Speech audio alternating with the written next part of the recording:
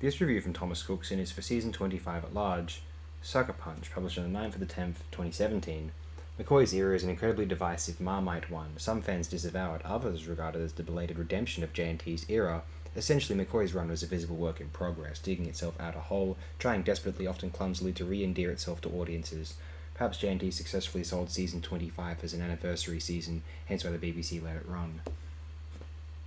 Perhaps if Davison had gotten better scripts and chose to stay on, he'd have made Doctor Who look too respectable to justify the cancellation. A more compelling era might have seen Grade's malicious rescheduling still fail to dissuade viewers from wanting to see more. There's the frustrating sense that a chance catch of remembrance of the Daleks might have turned viewers' heads. The point is, the damage was done, largely by how Davison and Collins' post-regenerative weakness frustratingly lasted throughout their eras, whilst we essentially waited for them to come right again, braving false dawns like Snake Dance and the Five Doctors.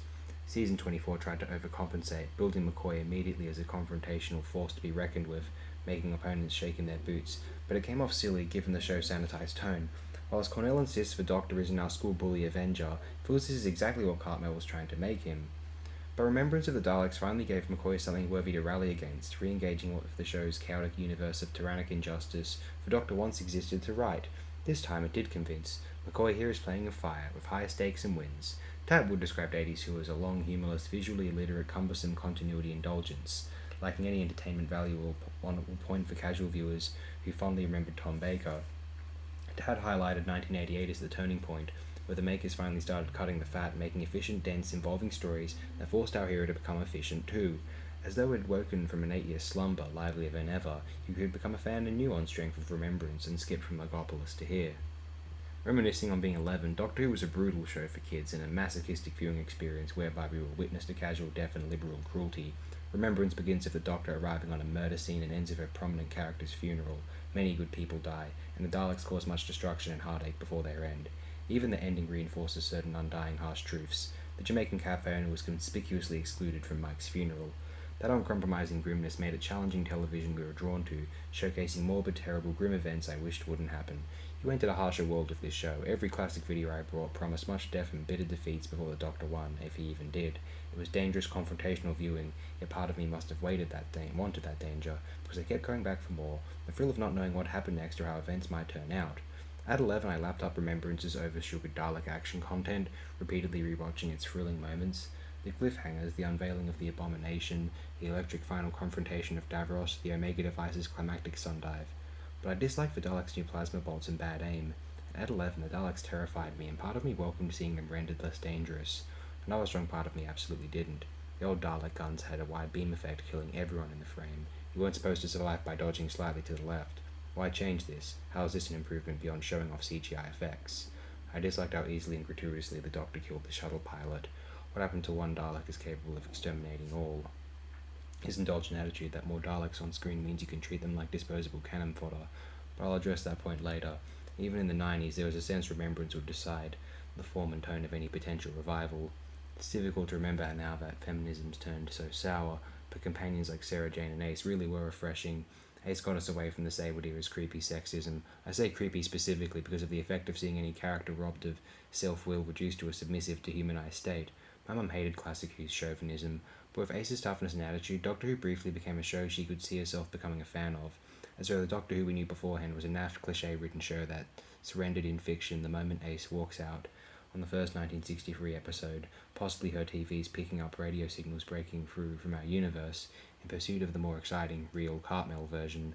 Whether beating up Daleks with baseball bats or taking one out with a bazooka, Ace made this terrifying Who-universe seem engageable with her resourceful courage, bats and bombs. Nevertheless, she's fallible.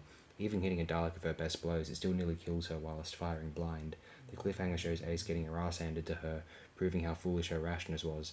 However, Ace's rebellious compulsion towards paramania as part of her coping with the trauma of her arrest should actually be an upsetting glimpse at what heavy-handed authority can do to a teenage psyche, but it's played too cool, the horse put before the cart.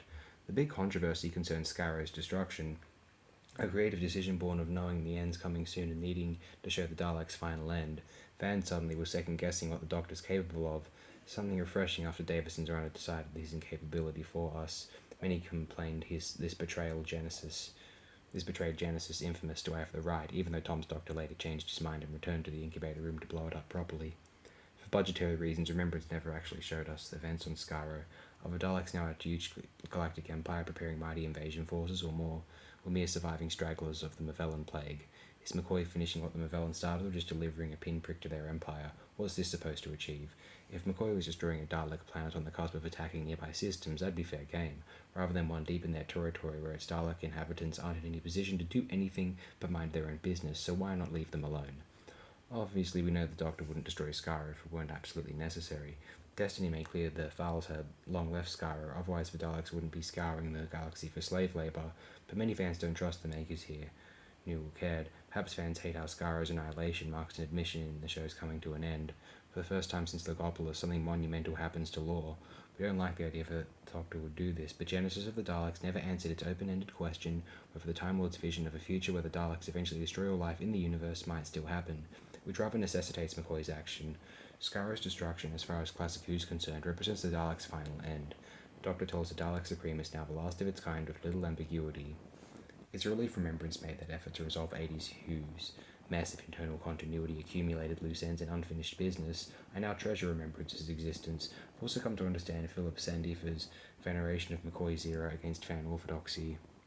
Dragonfly's alien-style marines are the subject of mockery. In Remembrance, likewise, the military is an inconvenience to the Doctor in regards to saving the day, rather than the other way around. Saywood could criticise the military too, but Cartmel didn't need to kill them all off to make his point, but the Saywood era had an unhealthy fixation with power worship, having the Doctor placing his primary sympathies with mass murder in Lytton or the Silurian genocidal militia, despite them doing nothing to earn sympathy, which leaves the only possible admiration for them being their alpha military prowess and ruthless capability. There's the uncomfortable sense this fed the power worship of an impotent, powerless, stigmatised fandom who wanted to see their camp children's show be glorious at any cost. But children watching wouldn't get it. They're used to the Doctor being the hero against evil, having no interest in seeing him praise merciless, intolerant, authoritarian villains who'd sell us down the river, nor in seeing him become an indecisive mess to Burnham Roberts' far-left misanthropy, Janty's propensity for difficult, uncooperative, blinkered contrarianism, Saywood's passive aggressiveness, and Levine's stubborn dissatisfaction and pettiness. Turning the show Lawrence Miles once described having sounder moral instincts than its viewership into one po-facedly trying to outdo itself to prove its virtuousness in seeming contempt for its past and all other cinema. Maybe fandom simply championed it as children's entertainment running counter to G.I. Joe's gun-heavy reactionary content, even if it went the other extreme. But that changed with Cartmel's era. The Happiness Patrol might have been many things, but it wasn't power-glorifying. In fact, Remembrance of the Daleks was the perfect sucker punch subversion of Saywood's power worship machismo, a sucker punch reminiscent of City of Death, which you couldn't do under the Davison era's obsessive pleasing of humorless continuity keeners. It couldn't do jokes, ergo it couldn't do expectation violation. Now it can. The Daleks bring the same wow factor of destruction and big guns as Earthshock Cybermen, but gradually becomes clear the Daleks are playing into the Doctor's hands and ultimately destroying themselves with their own sort superweapon.